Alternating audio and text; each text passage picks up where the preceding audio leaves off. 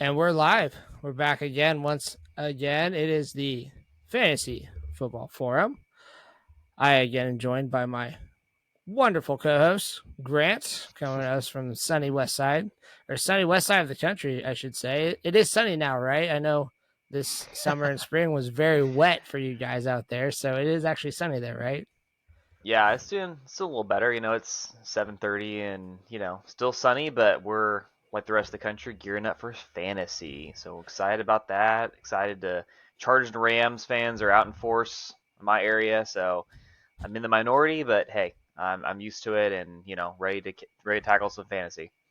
I would say being out there, it's more Chargers, Rams, not necessarily Raiders fans. They either are still in Oakland or migrated to Vegas, right? You don't deal with too many of those out there. There are some Raiders fans, yeah, but it's I would say the majority are Rams fans. You sprinkle in Oakland fans and some Chargers fans. You Right. occasionally see there's a guy down my street who has a Broncos house. These guys, it's orange and blue and cracks me up. But I mean, there's always one poor soul out there, yes, one lost fan. exactly.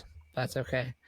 Well, if you joined us last week, and last week was the kickoff of our draft series, that Fantasy Football 101, where we were talking about different leagues you can play fantasy football in, all, of course, to have fun. And it's about bragging rights with your friends, and whether it's to win a pool of cash or a trophy or just not to get in last place, let's be honest. And if you are on a team or a league that does punishments for last place to avoid eating Waffle House or IHOP for 24 hours straight, or standing on the side of a road saying I suck at fantasy football and ask me how, um, we enjoy just diving into that. But this week, as we are 1 week away, it is August 13th today, and we are 1 week away officially from the most heavily drafted weekend in August. Comes after the third preseason. Typically, you don't want to now, unless you're one of these high stake players or you play best ball and you draft all summer long. You're not interested in drafting, especially seasonal leagues, before the third preseason games. Grant, we've had a few years where we have, due to schedule, had to draft before the third preseason games, and those can be kind of dicey when you get into Hmm. it. It's a little bit unknown still. Yeah, I agree with you. Like it also too, you run into issues where like I said, players are practicing right now. You're going through drills, you're running hard. A lot of players are trying to compete, and even if they're starters, they're trying to, get contracts. Like there's a bunch of factors that go into it, and so people are playing hard. And so in football, it's a contact sport, and there's injuries, and like you said, you wait to the third season is kind of the or third preseason game, kind of the sweet spot where you end up kind of understanding the roster. Dust is kind of settled on some contract movement and stuff, and teams are kind of for the most part settled. And then of course all the roster cuts happen after the preseason games. But it is a good time. I have been in some leagues where we drafted early, and we had stuff like Andrew Luck retiring and other Oh, unfortunate things that happened yeah. where we had a guy who did that, and you feel for people, but at the same time, a lot of people this late August window hopefully prevents a lot of those early draft injuries. Yeah. That, and I mean, I remember one year we did draft early and I drafted J.K. Dobbins that year. And I Mm, think it was the day after, or it may have just been hours after I drafted him, he tore his ACL. And so mm, that's all fun. So, yes, if you can avoid it, commissioners out there, we do implore you, wait till at least the third preseason game is gone. And hopefully you don't have any preseason debacles on any of mm, your leagues. That would be best. But continuing, so last week, Grant, we looked at drafting styles as mm, well. We mm. covered robust RBs, hero RB, zero RB. We touched a little bit on QB streaming if you want to do something like that, or tight end streaming as well. But as we look at drafts, as we prep for our own drafts coming up, let's take a look at ADP, because I think now we're going to start seeing movement from the summer. It's going to start to settle, and this week may be a lot of movement on ADP, which is where, as we've been talking about before, I think it's very important to not get stuck on I have to draft a certain player, knowing that if that player jumps 2 rounds because of news right now, or it's just something happening that may or may not be viable of a good jump for ADP, then we have to be ready to turn our attention of, okay, I'm not necessarily going to draft that guy because he's not a value anymore. I'm not overpaying for that. So looking and preparing for our drafts as we're doing, we want to take, so if you're drafting, it's going to depend on draft order, but let's take kind of the first 2 rounds here, Grant, and kind of build out. If you're in the first few picks of a 10, 12 team draft, second middle picks, or then end. Let's kind of look at who's available potentially for you. And if you're in those rounds, what are you looking to draft? So as of today, ADP, if you're in the first part of a draft, your choice is Justin Jefferson is still at the 101. He is ADP 101, followed by Christian McCaffrey, Jamar Chase, and Austin Eckler. So starting out with the first 4 there. So if you're in that first half of the draft and you see those are your 4 guys there, what are you looking at when you're on the clock, ready to draft? I think it depends a lot on how, I guess, what your vision is. Like we mentioned the draft style last week, right? So that plays a big part into these picks. I think with these 4 guys, like real high level is Justin Jefferson's a solid stud. You can't go wrong with him at the 101. McCaffrey is a glass cannon. I feel like when he's on, there's no one better in fantasy, and then he can get injured and be out for an extended period of time. He did great at San Francisco and stayed healthy at the end, but he with the Panthers, I've had him a couple of years, and it's always a up and down, emotional roller coaster every time. Right. And same with Austin Eckler too. I mean, he's had some hamstring things, and the Chargers have a new offensive coordinator, and Herbert's kind of learning that scheme with the coordinator, and Eckler, has been the recipient of a lot of these little 5-yard dump offs that the previous OC did, and obviously it benefits a lot of fantasy players. So there's a lot of factors. I think it's like you said, your opinion is probably Justin Jefferson or Jamar Chase are pretty solid, safe bets. And then a Christian McCaffrey and Eckler, I think, can be your high payoffs if you choose to do those players.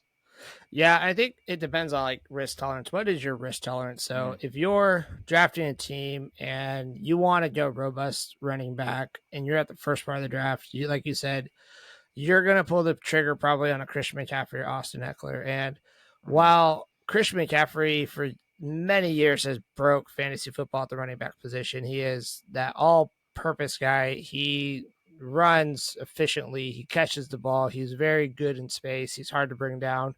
He's in the right offense too. I mean, being with Kyle Shanahan, being on the 49ers, yes, they have a lot of playmakers there. But it looks like with 49ers, all news coming out is Brock Purdy should be either ready to go week 1, and Kyle Shanahan already gave the thumbs up of if it's Purdy that is ready to go, he's our guy.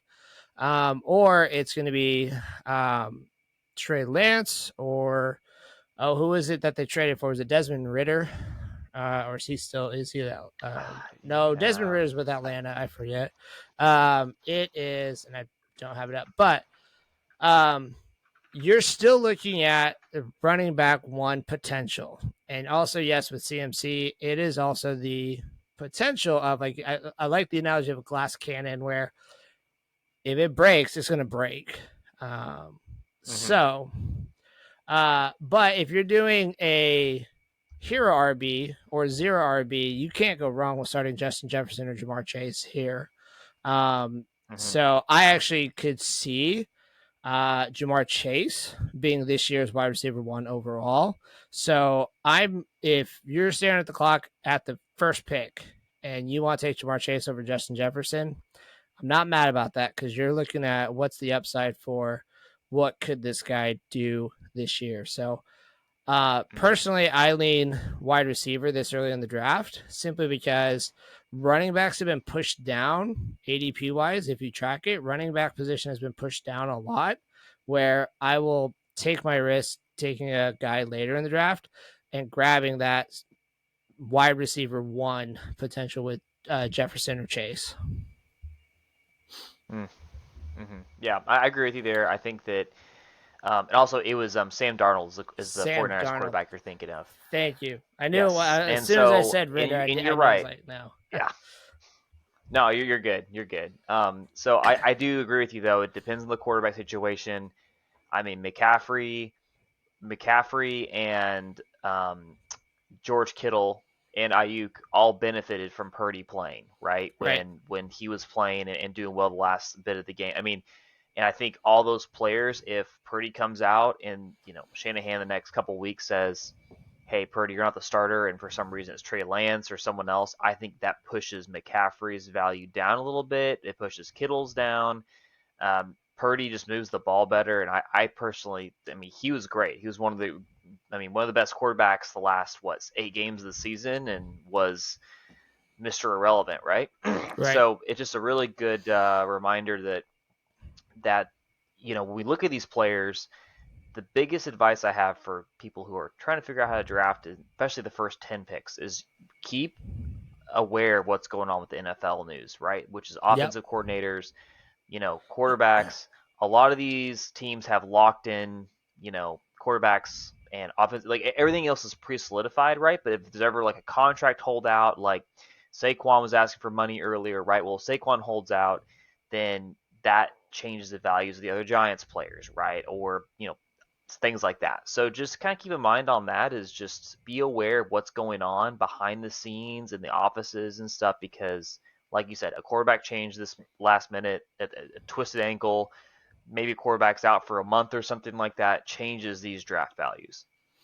Yep. No, absolutely. And it is very important that we'll get to a couple players that are having some holdout concern for us, but a little bit later on down this list. So very, very good to keep touch just at a high level what's going on. And you may not win your league because you drafted right in the first round. You'll definitely lose your league if you draft wrong in the first round. And don't draft. The biggest thing that I have had to learn over the years is don't draft scared of injury. So if you're scared of an injury and you're really questioning it, like understand again, it's about what's your risk tolerance like. If you think Christian McCaffrey can last a full season on a reduced workload, which he probably will get with the Niners, but he can still be that 20-point player for your team, that's still a valid first round pick. So, not saying he's not, because I don't think he's hit that threshold. I think he's close to the turning point of his career production of going downhill. That may be this year. I don't know. Injuries and all that sort are not something we're going to predict on here anyway. So, first 4 picks, first part of the round. If you want risk with good running backs, both Christian McCaffrey and Austin Eckler, I think, give a little bit the same value. Christian McCaffrey is more that popular can go. If you're wanting to build a very strong wide receiver room, definitely you can't go wrong with Chase or Jefferson. There's not a whole lot to compete with those two at the position. So moving on, if you're then in the middle of a draft, you're at position 5 through 8. You're looking at Cooper Kupp, Travis Kelce, Tyreek Hill, and Saquon Barkley are staring at you if your draft goes strictly by what ADP shows. So, Grant, out of this group, who's the most riskiest out of this group? You got 2 wide receivers, 1 tight end, and a running back. You got all the flavors here. Yeah, I do. You really do. I think to me there's two players that have the most risk, which I think is Cooper Cup and Saquon.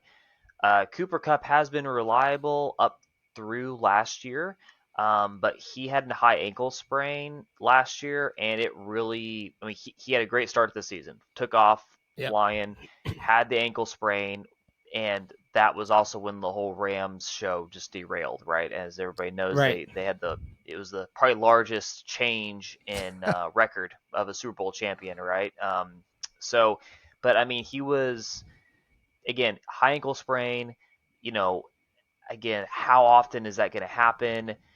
It's one of those things where I think there is risk there, but at the same time, he hasn't had the injury history. He just had this 1 year. So I Right. think there is some risk there. Obviously, Saquon is probably the biggest risk of those four you mentioned, just because like I said, he's been banged up. He's been in the league for a while, and he plays a more physical style of offense, and in an offense where quarterback play hasn't been as good. So the running backs had to carry the team a little more. Right. So that's probably the biggest risk for me. I mean, if Saquon falls to you at 8 or 9, that's a great pick. But that's something to be aware of. For me personally, I think of those like four players talked about, I'm probably picking Travis Kelsey. Like if I'm sitting at the number 5 spot and Jefferson, McCaffrey, Chase, and Eckler are taken, I'm picking Kelsey. Just I taking over. probably right.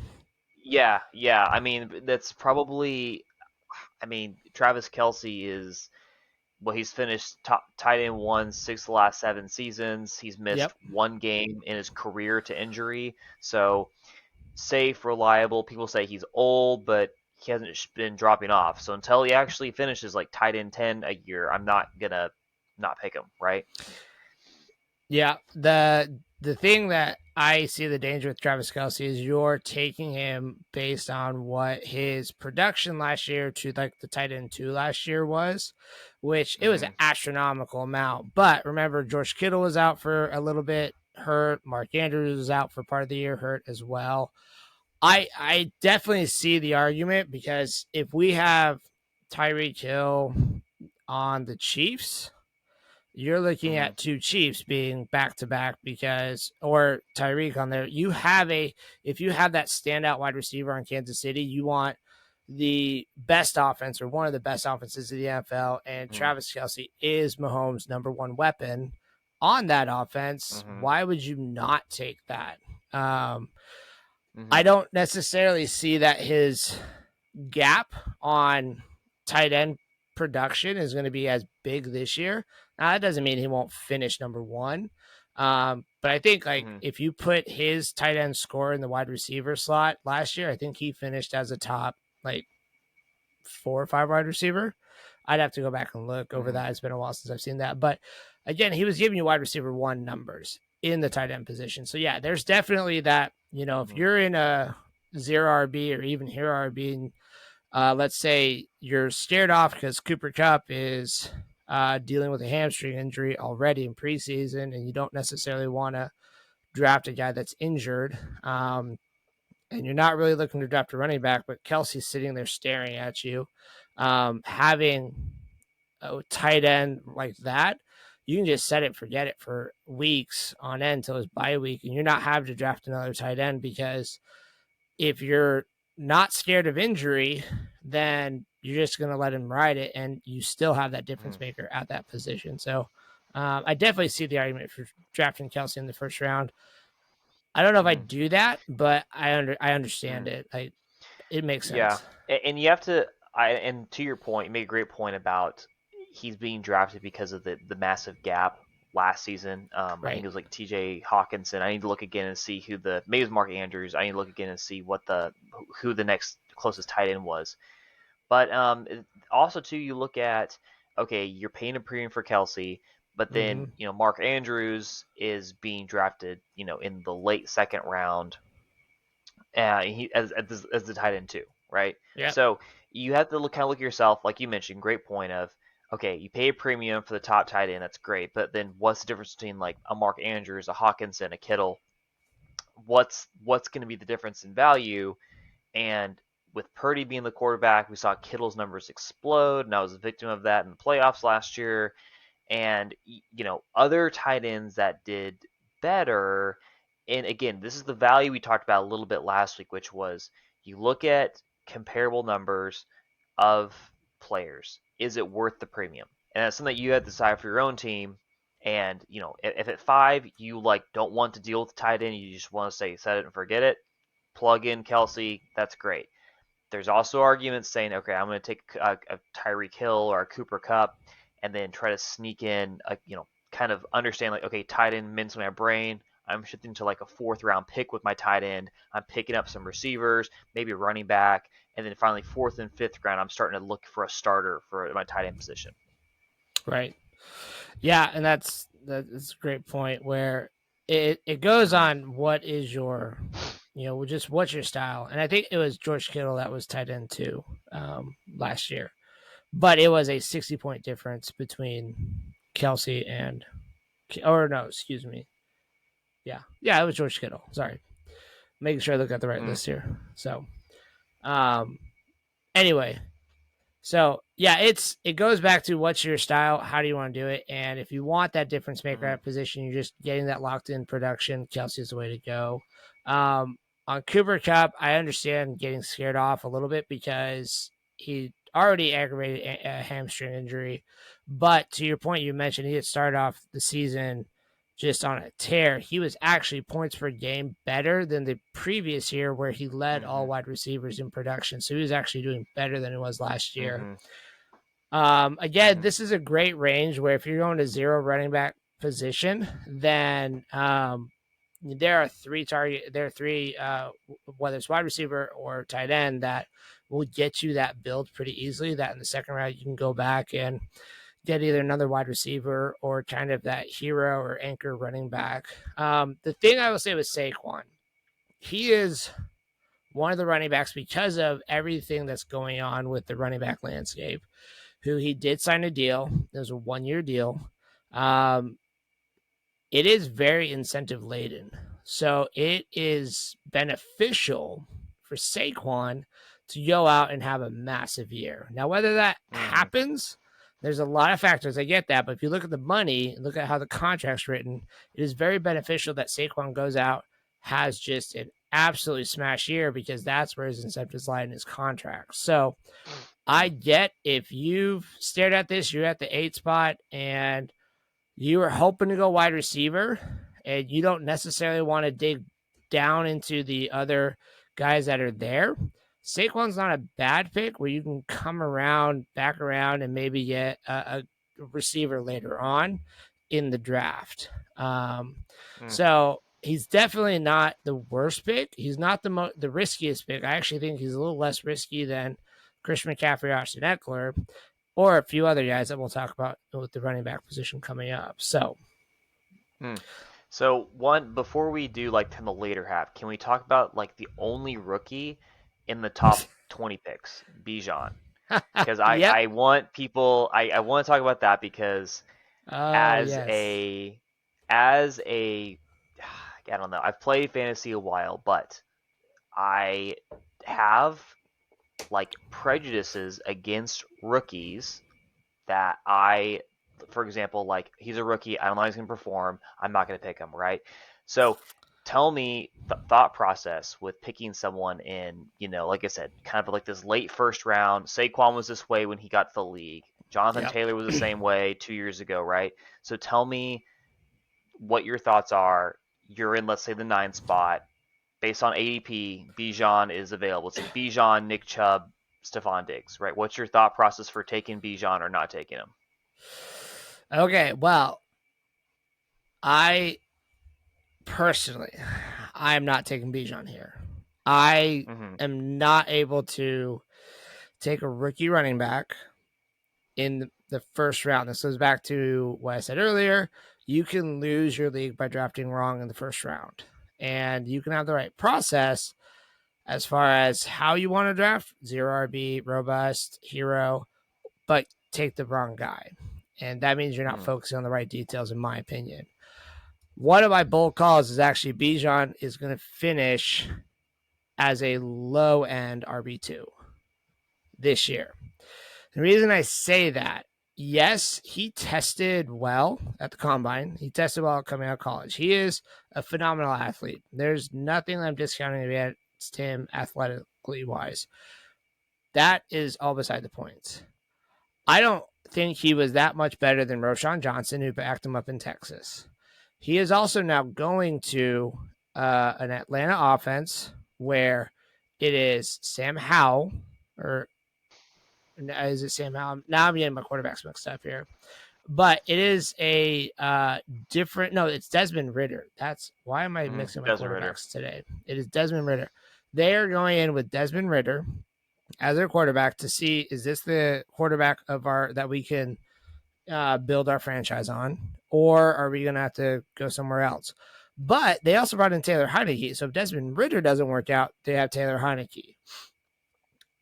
Tyler Algier is still there. Tyler Algier quietly got over 1,000 yards as a rookie behind this Atlanta line. I understand that Atlanta is probably going to be one of the most run heavy offenses in the league. I get that. But we are chasing volume only with taking Bijan at 9. And I think you're taking him at a ceiling where you're also calculating receptions that may not be there. I don't think that Atlanta is going to throw at a very high rate. Plus, they also have Drake London and Kyle Pitts, who most people, you ask them, one of those two are probably going to break out. And on top of that, then you have a rookie running back that is supposed to just explode off the scene as well, behind minimal or maybe average quarterback play. Let's give him the benefit of the doubt. It's average at best quarterback play. But they throw, and the pace of play is a below average for the NFL. So, all that being said, if you're taking a player this high with all those factors that have to perfectly line up for him to actually hit that ceiling, I can't draft him there. Doesn't mean I don't think he's a great player. If you draft him in Dynasty, fantastic. That's fine. You're holding him for his career. But for this season, not doing it. They play in the right division because they play in the AFC or the NFC South. So it's a very weak division. Very winnable for them. I get that. But I also think Atlanta's going to be too good to go after Caleb Williams or one of the top quarterbacks next year. So they're going to have this issue again where they're trying to figure out that quarterback position, and it's just not going to add up. So I'm out on Bijan this year. Yeah, at the 9 position. No, that's a fair opinion. I am in the same boat, I think, because I'm also too like I look at the picks around me. So if I'm at 9, for example, hypothetically Saquon's not taken, which he's the 8, right? Below that is Nick Chubb at 10. So you look at, okay, Saquon, we talked about Saquon already. Nick Chubb, Mr. Consistent, right? He put together a 1,500-yard season last year behind an offense that will hopefully be more efficient with Deshaun Watson having more experience, having the reps, not being suspended, right, for practice in the games and all that stuff that happened last year. So you look at those and you say, of all 3 of those, like you said, you may not, like I said, your first round pick can dictate a lot of things, especially when all that capital goes away. And like you said, there is potential for Bijan, right? Like he plays in a weak division. Like the offense, it could be like, hey, you're young, you're going to get 25 carries a game. That's just how it is. The volume you talked about. But at the same time, there's no track record. And we know Nick Chubb, again, has posted multiple 5-yard average seasons. Like his yards per carry are over 5 for like the 3rd time in a row or something incredible, right? So you look at both of those, and I'm probably going to go with the veteran, even though they're older and stuff. And, who knows? Some leagues, they might, again, it depends on your league. I think a lot of people might say, oh, he's from Texas, he's hyped, or he might start dropping. and end up in this like 12, 13 spot. And if I'm taking a running back there, if I'm dead set where I'm taking a running back, I love your just going down the list and saying, I'm going to take Nick Chubb and not Mm-hmm. Bijan. Nick Mm-hmm. Chubb, I think his best fantasy football finish so far is running back 6 for the year. So he has had a top 10 finish multiple years, but also with the Browns, they let Kareem Hunt walk. So there's less Mm-hmm. competition in that backfield. Nick Chubb has not shown he's a prolific pass catcher out of the backfield, but I mean, if you're playing a standard league, then that's you're not counting passes anyway. You're not counting receptions. Um, but even if you are, let's say he only averages 3 a game, that's there's opportunity for Chubb to be on the field more because Kareem Hunt's now not in that backfield sharing the load with him. There's not the potential of split drives like there was in years past. So I think the volume increases just because the talent gap between Chubb and Ford. Also, Ford suffered a hamstring injury as well Mm-hmm. this year or this past week in preseason. And yes, it's still early August, and yes, those heal.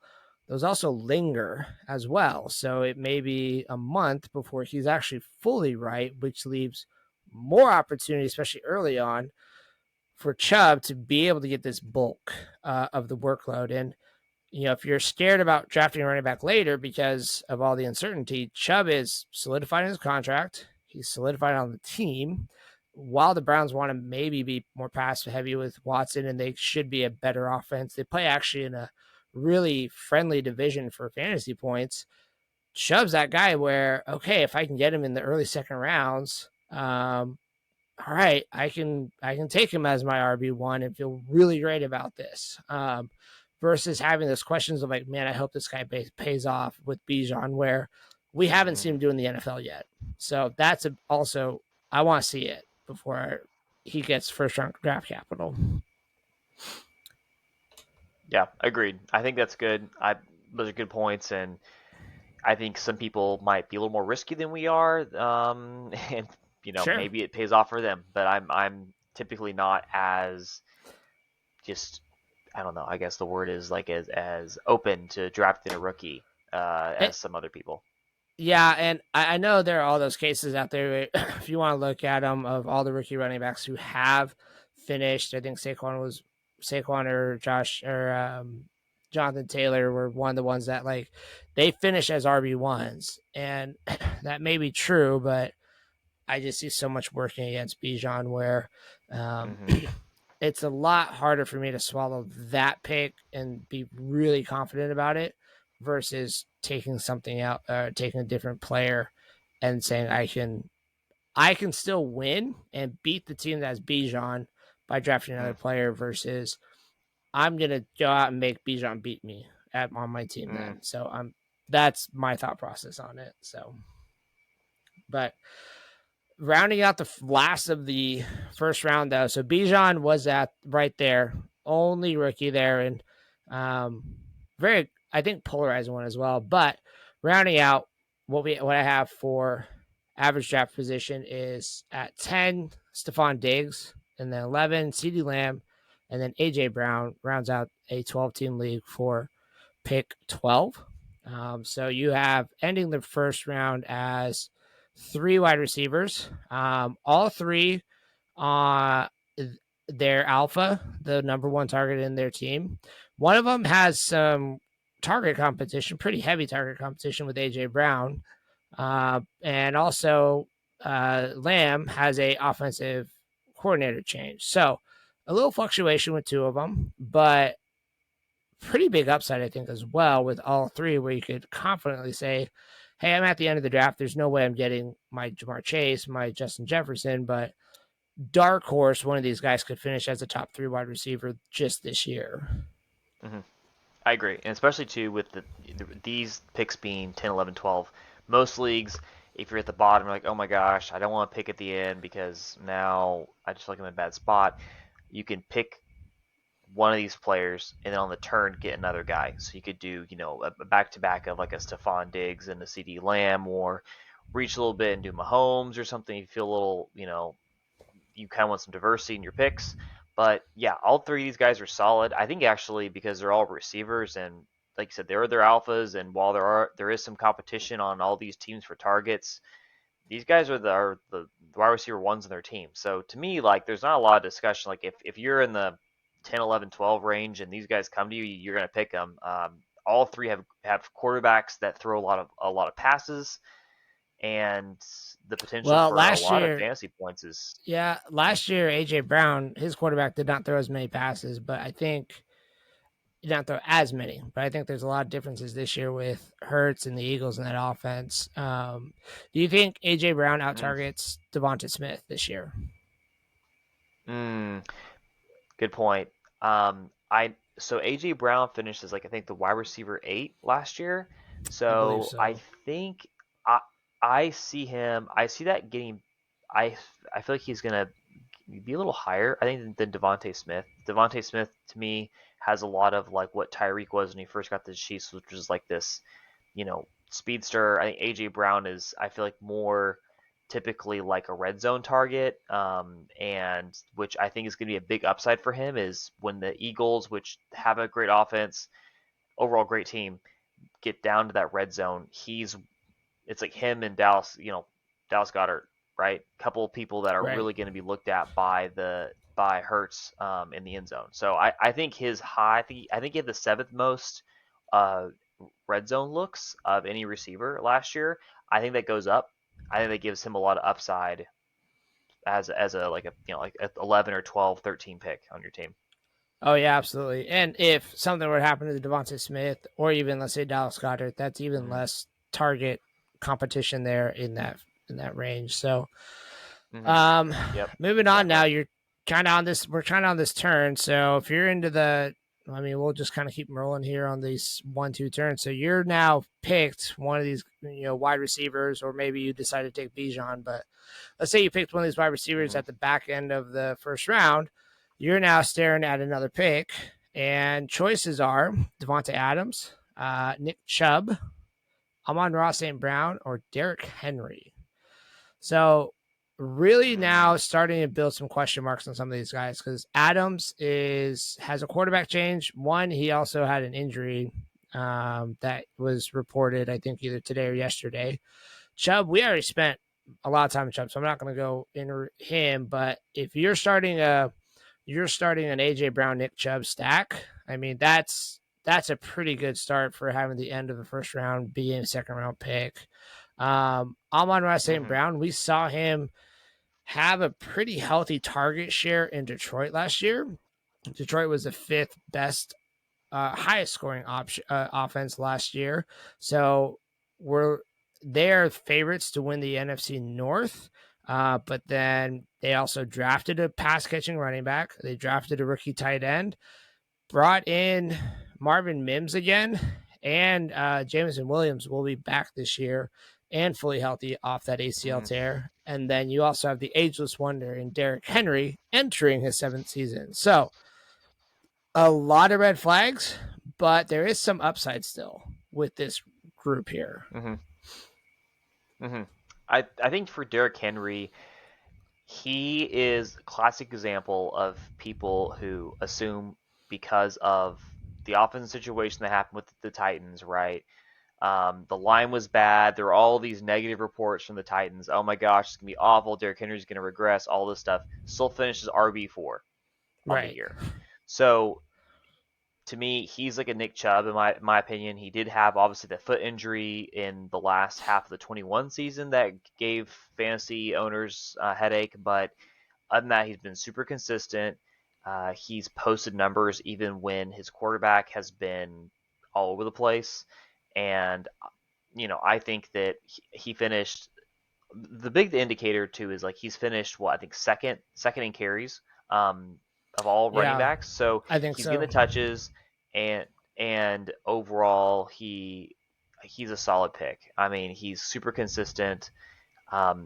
If again he falls to me, I'm picking him up. But he's a classic example of people kind of overthink and they say, oh, well, offense situations can be bad.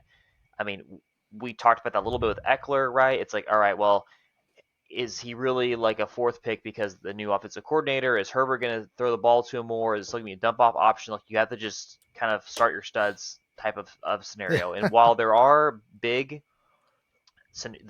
changes that you need to be aware of, right? Where it's like, oh my gosh, like new coach, new offensive coordinator, something's way different.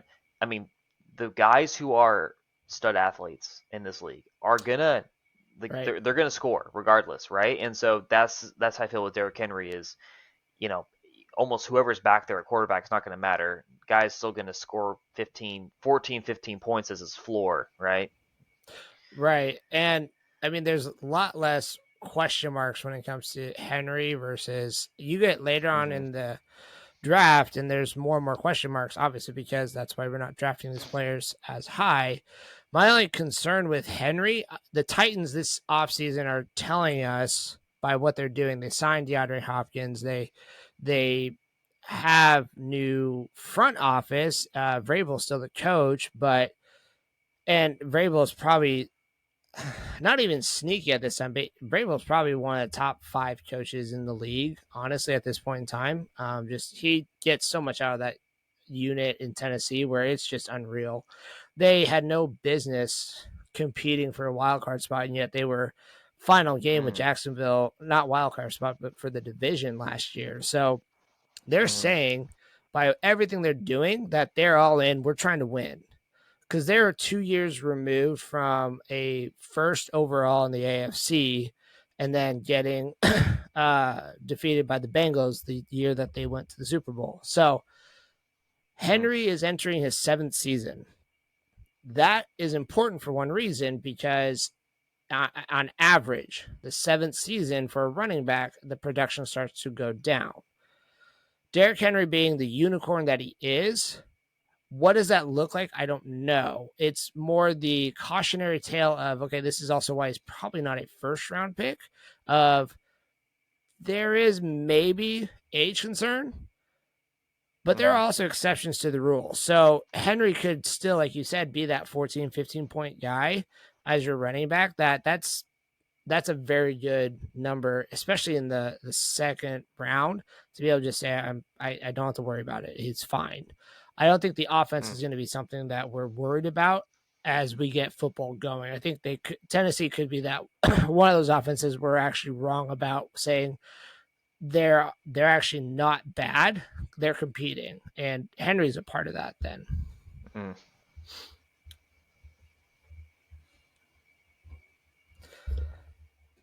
so on to the later part of the round. So we're coming back now. So into this back half of the second round.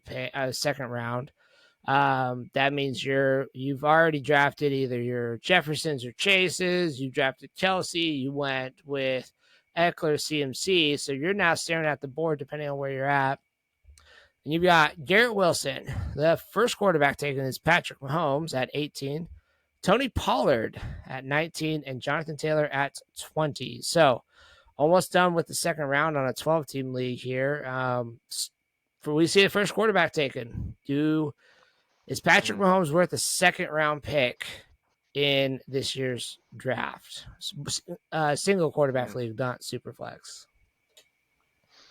Yeah, this is a great question. I think there's two things you need to determine when you're picking a quarterback early. One, what is your how does your point system look in your league for how Mm, quarterbacks are scored? Like, sure. is your is 25 yards a point? Is 20 yards a point? Is a touchdown 6 or 4 points? If you are in a more offensive minded league where it's 20 yards is a 20 passing yards is a point and 6 points is a touchdown, then you got to start looking at, okay, I would probably consider taking Mahomes late second round. You then, though, can fall into the same thought process we discussed, which we won't really go into too much detail with same with the tight end, right? Which is Kelsey, which is all right. You're paying for the premium, which is Mahomes. In the wake, you've got Josh Allen, Jalen Hurts. You've got a bunch of other, and then like in the later rounds, you got like Lamar Jackson, Joe Burrow that are like fourth and fifth rounds, right? Like back. So you have to think about it like, all right, is worth a second round? Like, is Mahomes as a late second round worth taking over me getting like a Joe Burrow in the fifth round or Right. fourth round, right? So that's the big thing. I've kind of done this two different ways. I have normally my draft style is I don't like selecting quarterbacks. I feel like early. I feel like just me personally. Mm-hmm. I feel like that they don't have as much. They're kind of overvalued a little bit, and especially Patrick Mahomes is the name. He's the household name that everybody knows, especially in fantasy. And he can score you 50 points a game, and that's not unheard of. Um, Now, Superflex, different story, right? But I Oh, would say in the absolutely. standard league or like half point PPR, I'm probably passing on Mahomes. If he falls to me in like mid third round, I'll probably take him just for the value there. But it's really tough spending a late second round, right? Which would most likely be okay, you're like 1.3, right? Is where your draft position is. You've got like a Jamar Chase. All of a sudden, you come all the way back around and you're looking at Mahomes, right? And it's like, okay, I would have Mahomes and Jamar Chase. Great combination, right? But I feel like you could get more value out of some other players like Jonathan Taylor and others that I think could fill out your roster a little more. Yeah. Where I'm not gonna say where it makes sense, but where I can see and Mm-hmm. understand the selection of Mahomes is if the team that drafted Travis Kelsey in the first round decided I'm gonna stack my quarterback and my tight end. I'm gonna get from one of the best offenses in the league. They're gonna score a lot of points, and I'm going to start adding up points. That's one, option that is viable. And I think it's a really good option that people or that fantasy players like to implement when they're playing like best ball leagues where it's a non-managed league. You're just I want as many points every week as I can get. Um, the hard part about that though is you've taken your quarterback and tight end, and you have yet to fill in two of the most important positions on your roster where you're starting whether it's two running backs and two wide receivers or two running backs and three wide receivers. Plus, most leagues will have a flex spot in there as well. And you have to then wait to the third round to go pick up your first running back or wide receiver. Mm-hmm. And that's putting you behind on that position. So the question is, can you make that difference up by having Mahomes and Kelsey as your selections if you're stacking them versus waiting? So I like what you said. If can I get Joe Burrow in like the fourth or fifth round? Can I get Justin Herbert falling this year? But is Mm-hmm. he gonna do something special and I can get him later? And not have to pay the price of Mahomes, but yet maybe it's 90% of the production that Mahomes has. Mm-hmm. Um, but then I've made that up later. So that's kind of the dirty math of, okay, how do I want to see this and visualize it? One popular thing to do, and it's actually become less popular now, but early on, it was popular to do quarterback streaming. And if you know what metrics to look at, you can kind of start to see the patterns of streaming where if we're targeting good offenses, so like last year, taking a leap on a guy like Jared Goff, or even this year, knowing like a guy like Jared Goff, especially if it's a 6 point passing touchdown, not a 4 point, where that tends to favor the pocket passers to say, I want a quarterback on a good offense that I'm not paying a high price Mm-hmm. for. And you might get it wrong on your draft, but if you draft your quarterback late enough, that doesn't hurt you as bad because you can then go and stream quarterbacks week in, week out. Look at the Mm-hmm. defenses that you want to face. What are the bad defenses? What are the defenses that give up a lot of passing yards? Not necessarily Mm-hmm. touchdowns. I think we can get fixated on touchdowns where that's a not sticky to statistic to be able to go. But what's pace of play that defenses allow a lot of? What are the yards that defenses allow? So if you go later on your draft and you hit a quarterback that matches everything and has great production, he may be a back end quarterback one or a very high quarterback two, but you've made up those points by not having Mahomes. Mm-hmm. It's so much fun to have Mahomes on Mm-hmm. your team, but I think the best strategy is to not pay the price that you're talking about. Don't pay that high draft capital. Mm-hmm.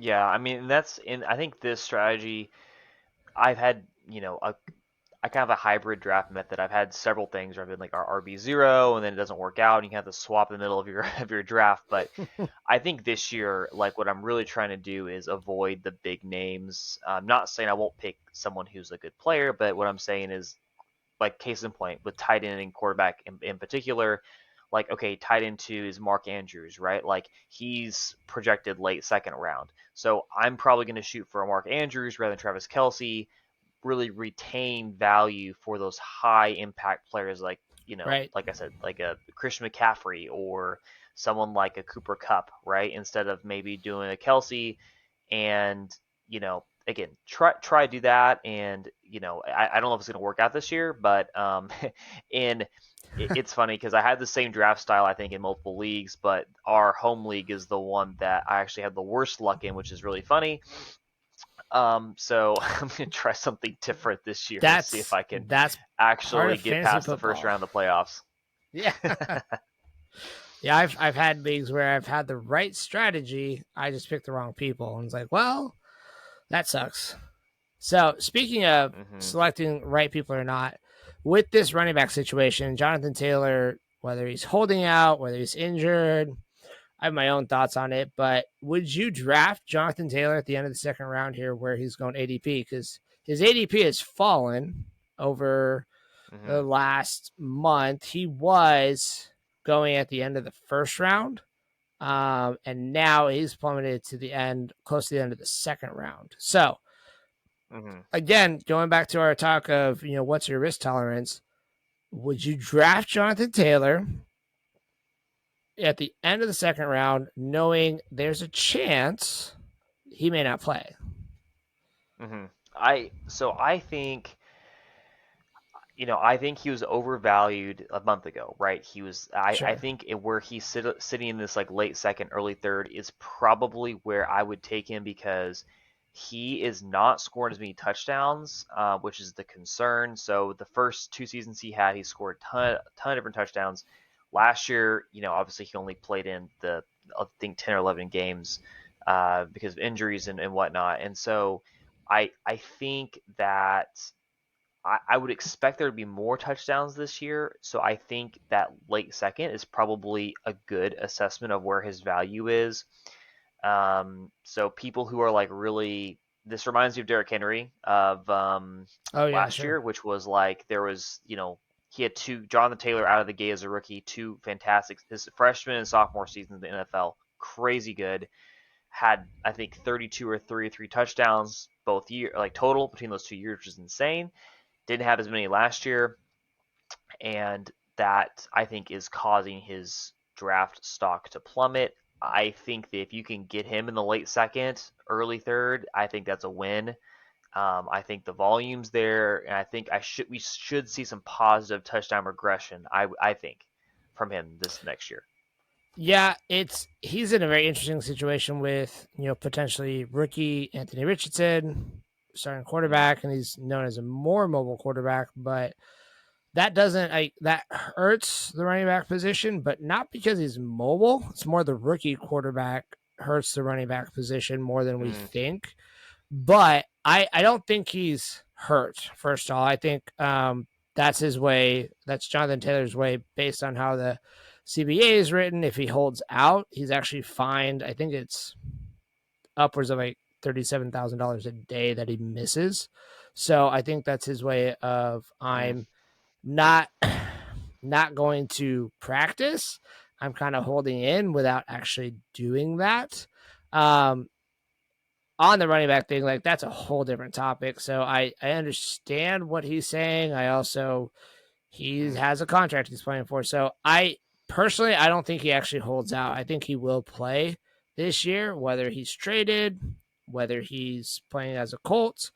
I don't know. So yes, I agree with you. I Mm-hmm. think at this pick, there's a lot of value here where you asked me a month ago, I'm probably out on Jonathan Taylor just because I don't want to pay first round draft capital for Mm, that yep, yep. potential question mark. So same thing we just talked with Bijan too. So um, Mm. rounding out the first round though, we have our second quarterback taken off at pick 21 is Josh Allen. That's Josh Jacobs, Jalen Waddle, and then Ramondre Stevens. Mm, You're interesting. if So, you're picking yeah. here, yeah, if you're picking here, you've got your Eckler, your CMC, Chase, Jefferson. This is your ADP. If we're going strictly off ADP, what do you like? How building your team here? What do you like about it? I mean, so just in general, like those four picks. I mean, I really like, again, Josh Allen. We talked about this, so we won't go into too much more detail with that. But I do like Josh Allen. If you've had a couple of good positional players, you're able to get that high level tight end that you want without paying the Mahomes price. So you end up with a solid receiver, maybe throwing a tight, you've got a receiver, you got a running back potentially. Now you got a quarterback, and you kind of started to really form your team with high performing players, and you've spent appropriate draft protocol, right? Because otherwise, what you're doing is you like because think about it, this turned around, right? Let's say you paid for a Mahomes early on. Well, now that wide receiver or that running back one might be Josh Jacobs, which he did great last year. Sure, And there's a bunch of discussions about his performance and what it's going to be like this next year. But you know that's the kind of that's the difference you got. And with the Raiders, like they're a tough team to read because last year both Josh Jacobs and Devontae Adams, their stock was low with oh yeah, McDaniel's offense. No one knew what was going on with it. Running back by committee, people like Josh Jacobs. I mean, I had him last year. I think I drafted him in like the 6th or 7th round. It was crazy. actually, I think you And draft. Yeah, it so was a seventh round last year. it was 7th round. Okay, yeah. Seventh So like round. it was a lot,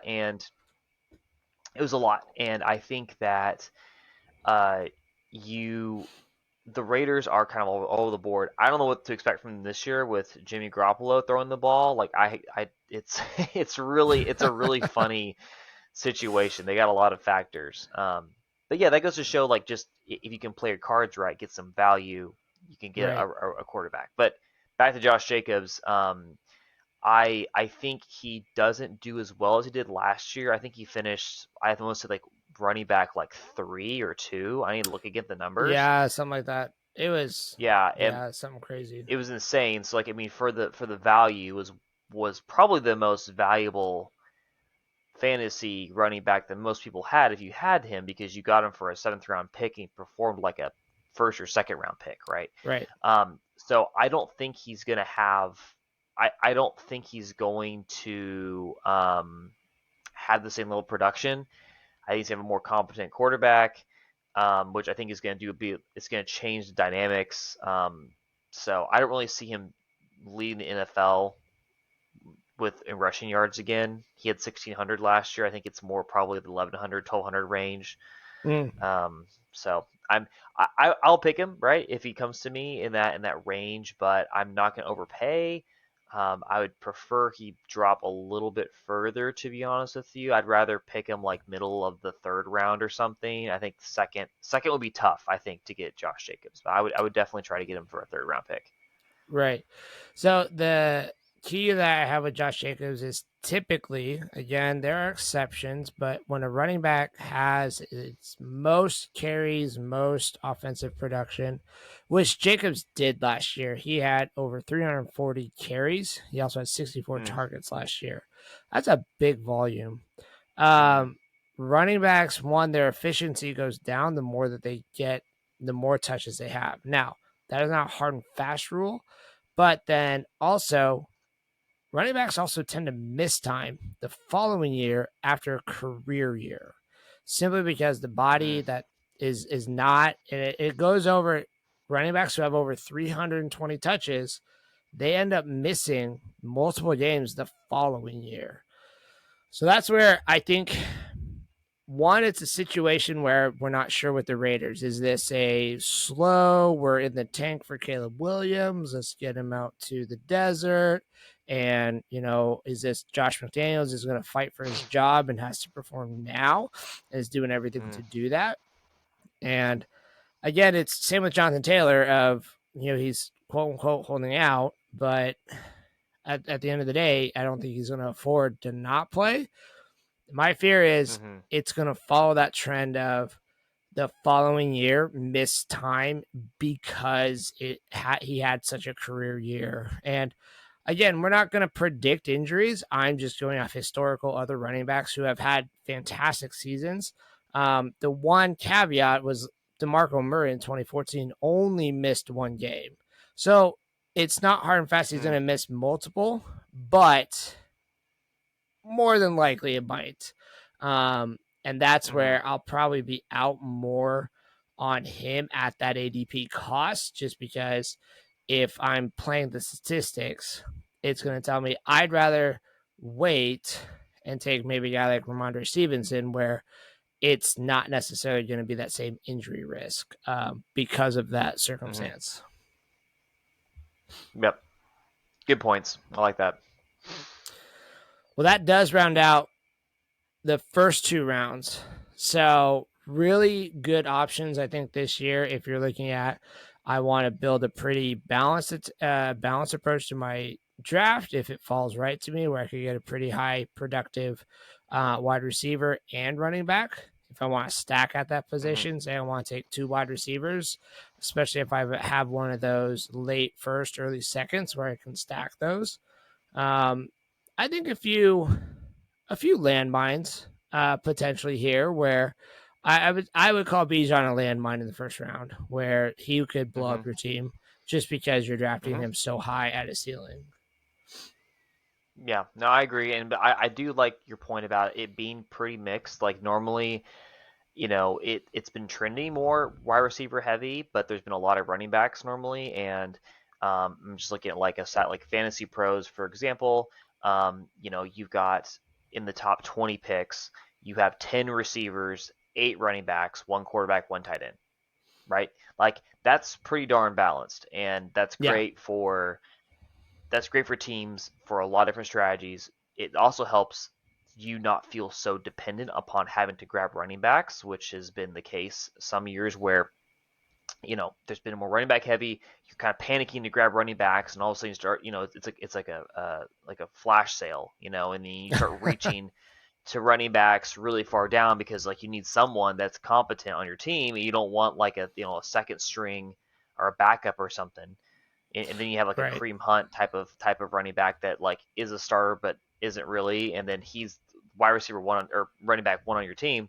So yeah, I think it's a good mix, and I think it also too it allows this mixture of players in the top 20 allows you to adjust your strategy. So if you go in with no running back zero, and you have an Eckler fall to you. Great, okay, and then you can kind of adjust and have a hero RB, right? And you can kind of Right. adjust your strategy and move on. But the diversity in the first 2 rounds, it really helps, especially if you're newer at fantasy. It helps you not feel like you're as locked into something. You can have some options to form your team.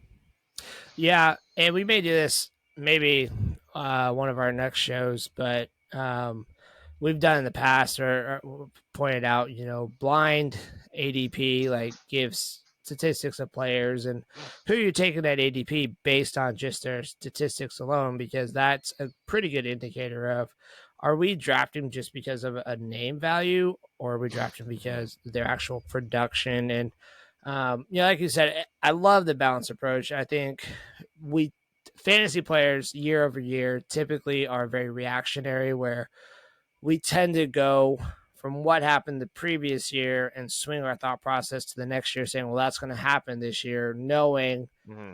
that never happens. I mean, or rarely ever does that happen, where the way a player played and finished may or may not be the same way the following year.